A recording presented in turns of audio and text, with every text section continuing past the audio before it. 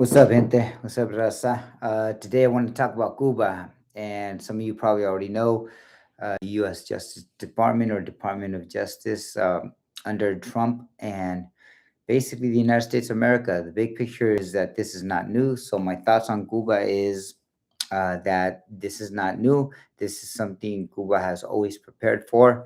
If you don't know, yesterday the United States government, after 30 something years, uh, decided that they're going to file an arrest warrant for um, Fidel Castro's brother, Raul Castro. Many people don't know who Raul was, and Fidel is a big name, Che Guevara was a big name, but what about Raul? Well, Raul was a very important person in the revolution of 1959, a very important person who helped, guide the people after the overthrow of the dictator that the United States had there in Cuba. Um, and Raul Castro led the military forces at one point, and this is what it all comes down to: an airplane carrying some people, Cubanos, but also it was about five people, but three Americans, I believe, were shot down. And what people don't know is that Cuba had its military shoot it down, and it wasn't the first time that they'd done something like this. When you study the history of Cuba, in the United States, just like anything, when we look underneath the cover, look underneath all the rot, we see all the sickness and lies that the United States has put out and propaganda to mislead people about Cuba. This is one of them because Raúl Castro, even though he did order the shoot down of that airplane, where three Americans, quote unquote Americans, I guess, Cubanos died. He did order that. They had a right to. This is not, new. Every sovereign country, and I should say any sovereign country, independent country who wants to protect its borders or government, they're going to do something when you try to invade their country. The United States is no different. But yesterday, what happened yesterday was a sideshow. What happened yesterday was an embarrassment. Was a propaganda, another propaganda lie about Cuba, and we as Chicanos should care. People of color, all of us should care because those of us who care about justice, who care about the poor, Cuba is the one country that for 70 years, once they overthrew, the dictator, kicked the Italian mafia, the mafia out, all the mobs, it wasn't just Italians. Once they kicked out the US government and corporations, Cuba believed in self-determination. They kicked them out. Yes, they did. That was a beautiful thing to actually say we want our these resources and the wealth for the people, not for the 1% at the time or for the well connected or politicians. Cuba under Fidel Castro kicked them out. That was a great thing. Now, having done that, the U.S. got its feelings hurt, like it always does, doesn't get its way, and the United States knew that they were wrong. That's why after under Kennedy, they had to sign some sort of agreement, agree to something, because what Kennedy had initiated was called the blockade. That was an act of war. He knew it was wrong. The Congress later comes back and puts sanctions on Cuba. Blockade, basically, it's an act of war again on Cuba for the next 60 something years, almost 70 years.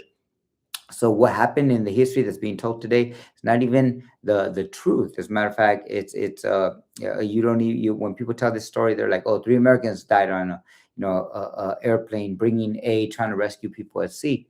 And what they leave out is some of these same people, they were terrorists. Some of these same people were invading a country, a sovereign country. That makes it, if we want to use the US or imperialist definition, that makes you a terrorist.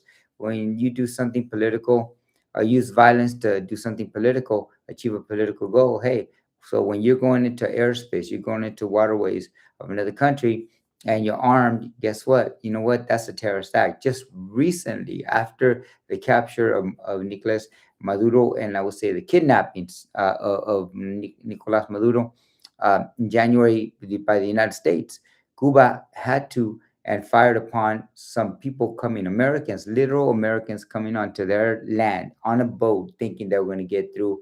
And, like they say, F around and find out, right? F around and find out. They F around and found out. Cuba killed a few of those. And my thoughts on Cuba and why we as Raza should care now that people, heard this, is that Cuba has kept the revolution alive, not just for their own people, but for Raza, for indigenous people, people fighting for independence, for justice, for unions, for working class people. Uh, and yes, they have a communist government that operates a socialist economy. And to be honest with you, everybody, if you study history, what would Cuba be if it wasn't for the United States sanctions on Cuba?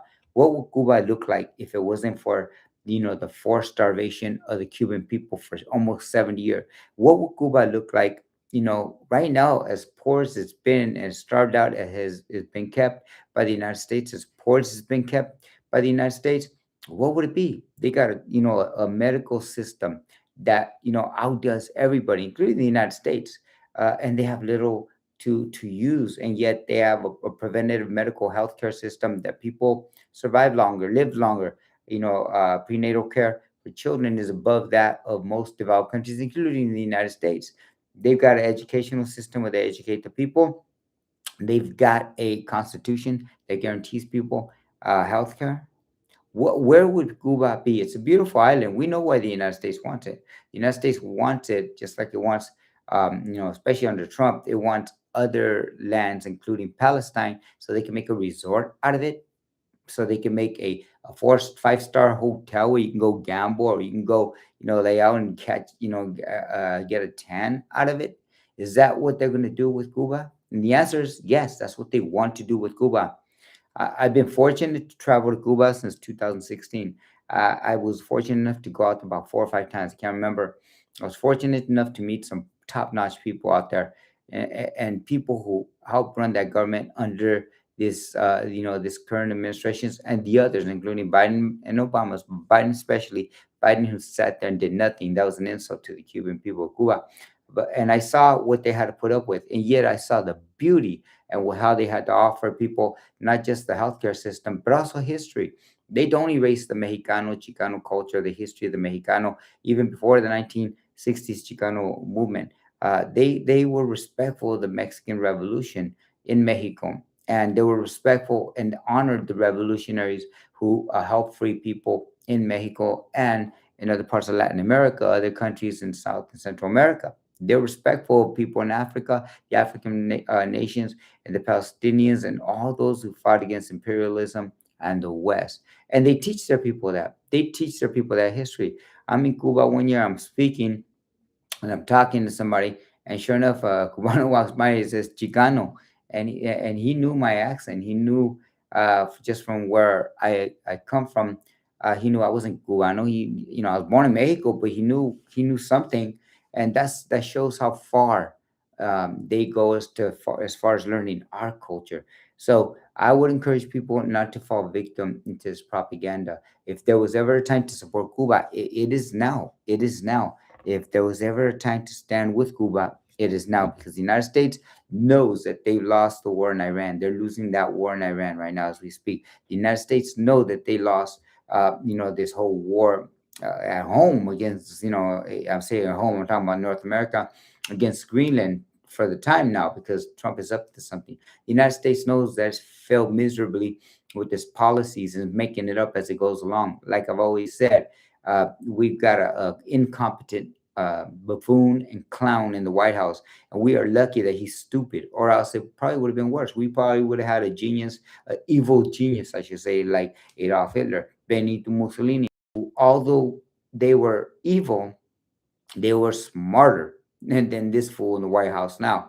So let's stick together at this time. Let's not fall victim to this foolish propaganda that's going on. And when it comes to a communist government, don't get caught up with that foolishness. A lot of our young people, I'm so proud of them, because they know that socialism is a good way to govern if they only allow it to exist and follow through. That has never been allowed in Cuba. Look at what Hugo Chavez, during the short time when he was in Venezuela, look at what happened there, right? And what happened to him when he was gone. They tried to kill him when he was there. That country tried to stay alive, and they did. And then obviously you had different governments. Now you got the current government, doing their part. And basically, a lot of people say they sold out to the United States. So has socialism been allowed to work? No, not, at least not in Cuba. At least especially not in Cuba.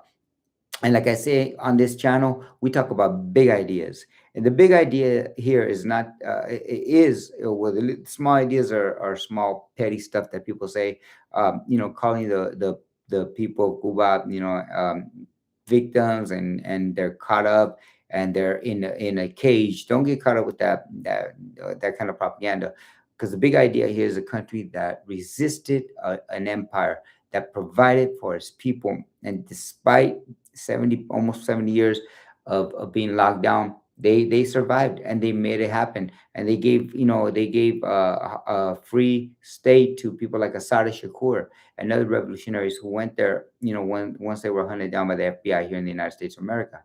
So the big picture here is to support them. Don't get caught up with the propaganda, petty stuff. The big picture here is to go and stand with the Cuban Revolution, not the current Cubans living here, those that say they speak for the Cuban people in Cuba. No, let's stand with with the Cuban people in Cuba right now, the Cubanos there. Um, we as activists and organizers, we don't get paid for what we do, but we have a voice, and it's worth a lot of money for you organizers, activists, organizers, whatever organization you may belong to. Just keep know this: Cuba. The one thing they want from us, especially on the left, is to stand with them. Is to tell the real story of Cuba. And what you're hearing right now, after the indictment of Raúl Castro, after 30 some years, he's 94 years old. That move right there is a straight up move to not just distract from the failing war in Iran, from the disaster in Palestine is still going on, and in Africa, a lot of the countries that are doing good for themselves are still trying to fend off colonialism, and the failing gas prices is all you care is about money. And here in the United States, you're a citizen here or you're a resident, all you care is about money. This yesterday was a distraction. It's a distraction and utmost about the Epstein files. Those Epstein files tell the truth about who was there and doing what. That's why Donald Trump is so scared of that coming out. Because at the end of the day, you might hate a communist government, a communist party like the Cubanos have today. You may hate a socialist government like they have today. But the truth is, it's a lot better than what those Epstein files show you. And it's a lot better leadership than what you're going to find in those Epstein files, because it is also a distraction from those Epstein files. With that said, I just want you to know that there's propaganda out there. Do your research, find out what's going on. I hope Cuba does not go down.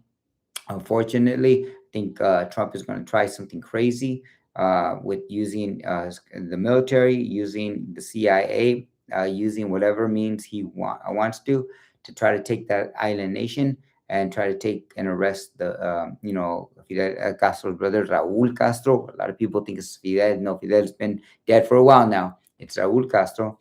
And I think that if we don't stand with them, that's going to be tough. But the one thing that the Cubanos or the people around the world want from us living here in the Valley of the Beast is our voice. Our voice. We have power in our voice and how we use it and how we correct the narrative and how we correct the story and how we tell the true story of what's happening, versus, for example, lies that we've been fed, that I was fed when I first, went to school here in the United States of America. The whole scare about how, comunistas, Fidel Castro, they're bad people. We later learned that those were all lies. They're still telling lies. And so big ups to especially to the young generation out there who's doing their own research, who are checking out for themselves and not getting caught up with this madness and this foolishness, and ending up, on the right wing, spectrum, political spectrum, I should say. They're doing research for themselves, and we need you young people to stand up, and to stand up for those causes that made it possible for a lot of times, for you to even be here, to have your life here in the United States of America, if you migrated or if you came to this country like my family did, right, in the early 70s. So big props, big ups to the people out there, but we need your voice. We need your voice for Cuba.